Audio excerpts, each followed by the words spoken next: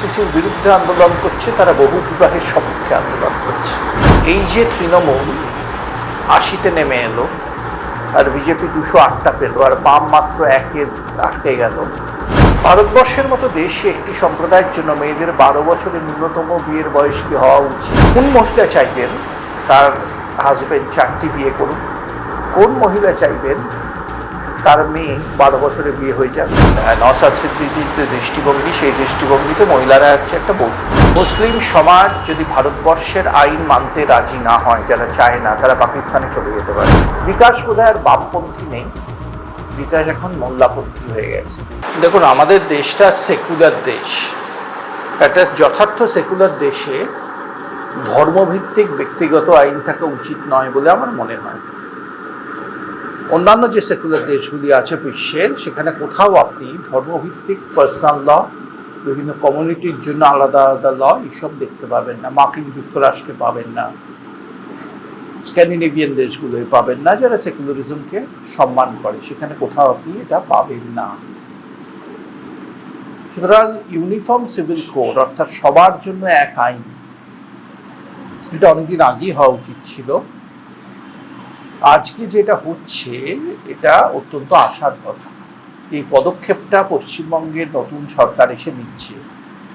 আমি আশা করেছিলাম বামপন্থীরা, যারা সেকুলার বলে নিজের দাবি করত বা করে, তারা তাদের ৩৪ বছরের শাসনে ইউসিসি লাগু করবে, কিন্তু সেই সদিচ্ছা তারা দেখাতে পারেনি। এবং ঠিক এই কারণেই পশ্চিমবঙ্গে আজকে বিজেপির উত্থান হয়েছে।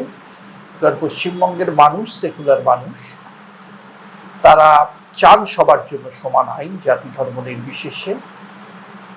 এবং এই দাবিটাকে ভারতীয় জনতা পার্টি মানুষের এই দাবিটাকে তুলে এনে রূপায়িত করছে। তারা যারা আন্দোলন করছেন, মানুষের চোখে তারা সেকুলারিজমের বিরুদ্ধে। এই যে তৃণমূল ৮০-তে নেমে এলো আর বিজেপি ২০৮টা পেল আর বাম মাত্র ১-এ আটকে গেল, এটা শুধু দুর্নীতি দিয়ে কিন্তু এটাকে ব্যাখ্যা করা যায় না। এর একটা বড় কারণ হচ্ছে সাম্প্রদায়িক তোষণের নীতি। এবং এই সাম্প্রদায়িক তোষণের নীতির মধ্যে অন্যতম হচ্ছে যে ধর্মভিত্তিক ব্যক্তিগত আইন। একটি সম্প্রদায়ের জন্য পুরুষেরা আইনত ৪টি বিয়ে করতে পারবেন, মহিলারা কিন্তু পারবেন না। এটা কি ভারতবর্ষের মতো একটি উদারপন্থী দেশে হওয়া উচিত, সেকুলার দেশে হওয়া উচিত? এ প্রশ্নটা যখন মানুষ করেন, তখন স্বাভাবিকভাবেই তারা দেখেন যারা ইউসিসির বিরুদ্ধে আন্দোলন করছে, তারা বহু বিবাহের সপক্ষে আন্দোলন করছে। ভারতবর্ষের মতো দেশে একটি সম্প্রদায়ের জন্য মেয়েদের ১২ বছরের ন্যূনতম বিয়ের বয়স কি হওয়া উচিত?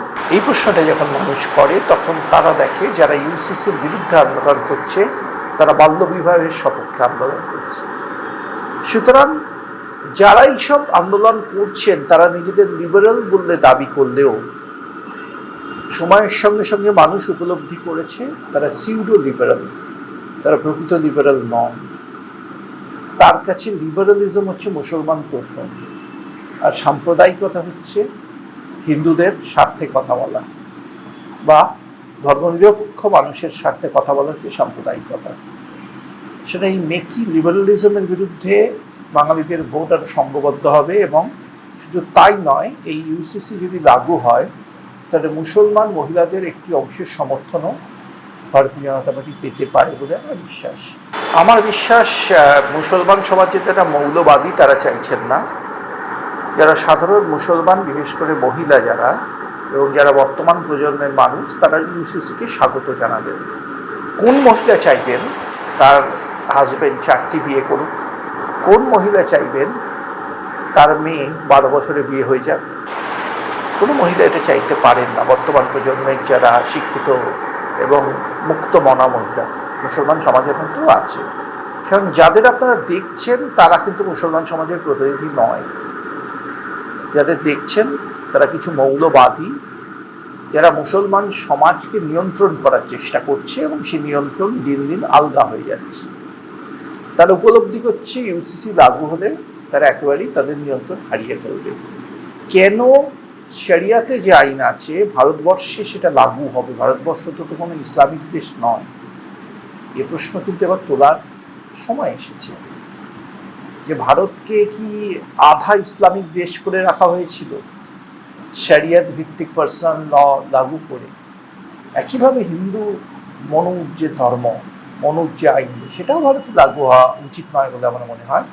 ভারতের আইনও আছে ধর্মনিরপেক্ষ এবং সমস্ত ভারতীয়ের জন্য এক আইন, এটাই কাম্য আমাদের মতো একটি সেকুলার দেশ। এবং সেই ভারতবর্ষের জন্যই নেতাজি সুভাষচন্দ্র বসুর মতো মানুষেরা লড়াই করেছিলেন বলে আমার বিশ্বাস। আজকে ভারত সেই নেতাজির স্বপ্নের ভারত হওয়ার পথে এগিয়ে চলেছে, শ্যামাপ্রসাদের স্বপ্নের ভারত হওয়ার পথে এগিয়ে চলেছে। শ্যামাপ্রসাদ মুখার্জি এক দেশ এক আইনের জন্য নিজের জীবন পর্যন্ত উৎসর্গ করেছিলেন কাশ্মীরে। সুতরাং এটা বাঙালি হিসেবে আমাদের গর্বিত হওয়ার কথা। বাংলার বুকে ইউসিসি হতে চলেছে। আইন তো জোর করেই চাপানো হয়, মানে আইন কি কখনো চোরেদের এই অপশন দেওয়া হয় আপনি ইচ্ছে হলে চুরি করবেন নাহলে করবেন না, ইচ্ছে হলে ধর্ষণ করবেন নাহলে করবেন না? ধর্ষককে কি জোর করা হয় নাকি ধর্ষককে অপশন দেওয়া হয়? সুতরাং এই যে আইন, যারা এই কথা বলছেন তাদের প্রশ্ন করা উচিত তাদের সম্প্রদায়ের মহিলাদের মধ্যে তারা জোর করে এই ধর্মীয় আইন কেন চালাচ্ছেন? মহিলাদের স্বাধীনতা কেন হরণ করছেন? কেন 4টে বিয়ে করছেন? আইনত এই প্রভিশন রাখছেন কেন? মেয়েদের 12 বছর বা 13 বছরে বিয়ে দিচ্ছেন? এই প্রশ্নগুলো করা উচিত তাদের। আইনে কেন প্রভিশন থাকবে? করছেন না পরের কথা। যদি তারা আইনে প্রভিশন না থাকে করেন, আইনে তো ব্যবস্থা নেওয়া যেতে পারে। তো এক্ষেত্রে তো ব্যবস্থা নেওয়ার রাস্তাও নেই। কেন তারা মৌলবাদের পথে হাঁটছেন? নওশাদ সিদ্দিকী যদি মুসলমান সমাজের এতই সমর্থন পেতেন তাহলে তার দলের বিধায়ক বোধহয় আর একটু বেশি। তবে মহিলাদের দেখা, মহিলাদের কার্যত একটা বস্তুতে পরিণত করা বলে আমার মনে হয়। নওশাদ সিদ্দিকীর যে দৃষ্টিভঙ্গি, সেই দৃষ্টিভঙ্গিতে মহিলারা হচ্ছে একটা বস্তু, কর্ম। তাদের 3টে পরিচয় বা 4টে পরিচয়, বিবাহিত, অবিবাহিত, মা। কেন মহিলারা ডাক্তার হতে পারেন না? মহিলারা ইঞ্জিনিয়ার হতে পারেন না? মহিলারা হোম মেকার হতে পারেন না? মহিলারা পাইলট হতে পারেন না? মহিলারা উকিল হতে পারেন না? মহিলারা রাজনীতিবিদ হতে পারেন না? আমরা এতদিনে যে মহিলা রাজনীতিবিদের নেতৃত্বে এই রাজ্য ছিল, এইটাই তাদের মহিলাদের সম্বন্ধে দৃষ্টিভঙ্গিকে স্পষ্ট করে দিচ্ছে। এরা মহিলাদের অধিকার হরণ করে মহিলাদের উপর অত্যাচার যে চালাচ্ছিলেন ধর্মীয় আইনের মাধ্যমে, ইউসিসি হলে সেই অত্যাচার বন্ধ হবে, তাদের কর্তৃত্ব কমবে, মহিলারা নওশাদ সিদ্দিকীর জায়গায় উঠে আসবেন সম্প্রদায়ের মুখ হিসেবে। সেটাকেই নওশাদ সিদ্দিকীরা ভয় পাচ্ছে।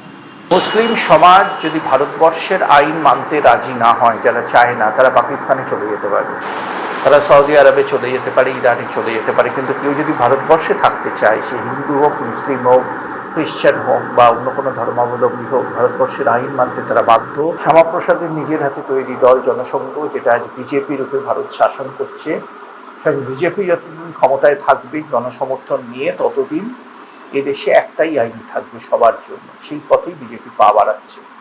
এখন যদি মুসলমান সমাজের মানুষেরা মনে করেন এটা তাদের কাছে গ্রহণযোগ্য নয়, তাদের সামনে সবসময় অপশন আছে অন্যদিকে চলে যাওয়া। ভারতবর্ষে থেকে শরিয়াতি আইন মানার কোনো প্রভিশন থাকা উচিত নয়। এতদিন কেন ছিল সেটা প্রশ্ন করা উচিত। যেভাবে ভারতবর্ষে থেকে মনুবাদী কোনো আইন মানারও প্রভিশন থাকা উচিত নয়। এটা সেকুলার দেশ। মুসলমানরা যদি সেকুলার হতে না পারেন, তারা মুসলিম হোমল্যান্ড হিসেবে জিন্নাত তাদের জন্য পাকিস্তান তৈরি করে রেখেছেন, সেখানে চলে যেতে পারে। দেখুন, বিকাশ ভট্টাচার্য অনেক বক্তব্য রাখছেন। আমার মনে হয় না এই বক্তব্যে কোনো রিয়াকশন দেওয়ার প্রয়োজন আছে। কারণ যে বক্তব্য রাখছেন তার মধ্যে আবেগ আছে, মুসলমান প্রীতি আছে, তোষণের রাজনীতি আছে, কোনো যুক্তি নেই। ভারতবর্ষ সেকুলার দেশ, তাহলে সেখানে ধর্মভিত্তিক আইন থাকে কি করে? অতীতে কি ছিল এগুলো ছেড়ে দিন, থাকে কি করে? মূল প্রশ্ন এটা।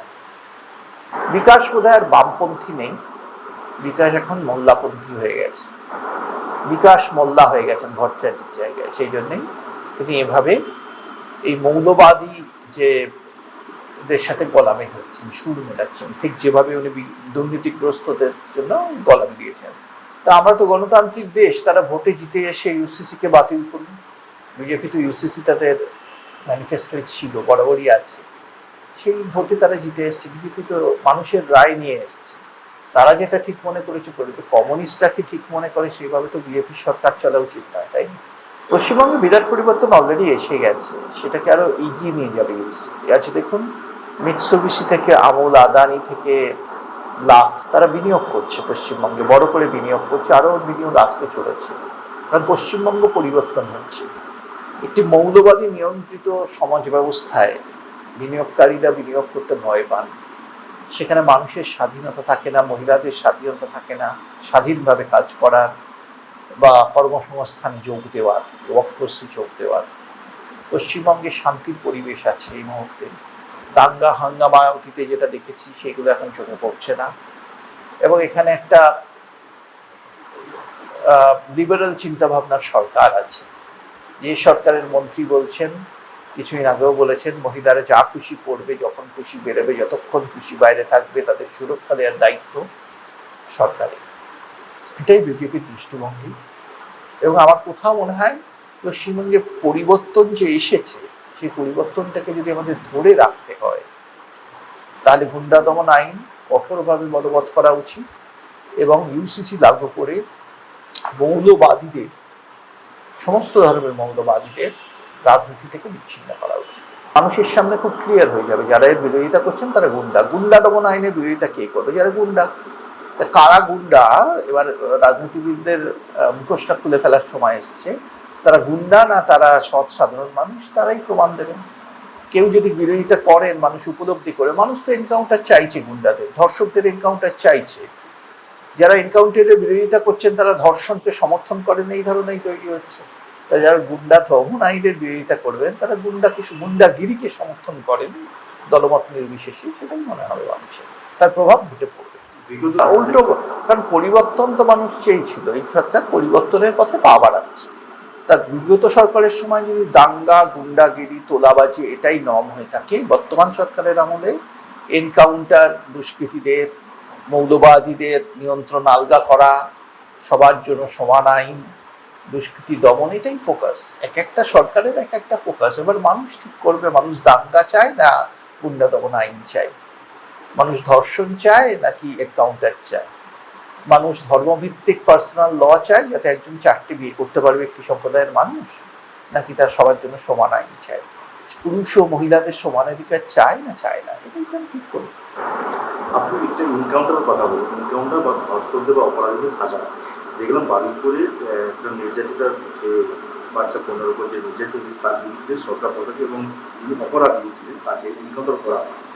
এটাতে অনেক খুশি, আবার অনেকেই যারা বিরোধিতা করছেন যে এটা কেন, এটা সরকারের গুন্ডা নীতি চলছে, এইভাবে একজনকে হত্যা বা এনকাউন্টার করতে। যারা বিরোধিতা করছেন তারা মনে মনে ধর্ষণের সপক্ষে, যারা বিরোধিতা মানে সমর্থন করছেন তারা ধর্ষকের মৃত্যু চান। ধর্ষকের মৃত্যু না হলে ধর্ষণ বন্ধ হবে না।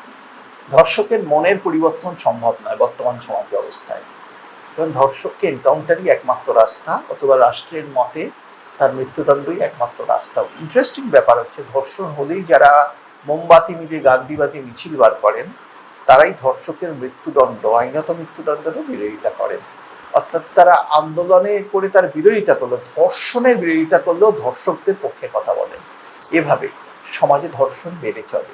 যদি এনকাউন্টার হতে থাকে, যদি ধর্ষক আইনের পথে মৃত্যুদণ্ডে পায়, দৃষ্টান্ত স্থাপন হতে থাকে এবং এই মেসেজটা যদি ধর্ষকদের কাছে যায়, ধর্ষণের শাস্তি মৃত্যু, সেটা এনকাউন্টার হয়ে বা আইনের পথে ফাঁসি হয়ে, তাহলে কিন্তু ধর্ষণ থাকবে না এই সমাজে। তাই আবার বলছি, যারা এই এনকাউন্টারের বিরোধিতা করছেন তারা ধর্ষণের পক্ষে।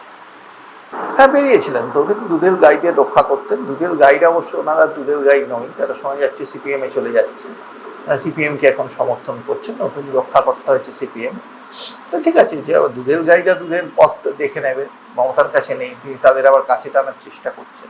ঠিক আছে, লড়াইটা মুসলমান ভোটের জন্য, হিন্দু ভোট বিজেপির দিকে আরো বেশি সংগঠিত হবে এইসব ঘটনায়, আমার এটাই মনে হয়। তখনকার সরকারের সময় নির্যাতিতারা যে পরিবারগুলো বিচার পেত, সরকার পালাবদলভাবে তারা বিচার পাচ্ছে, এটা আপনি কি বলছেন?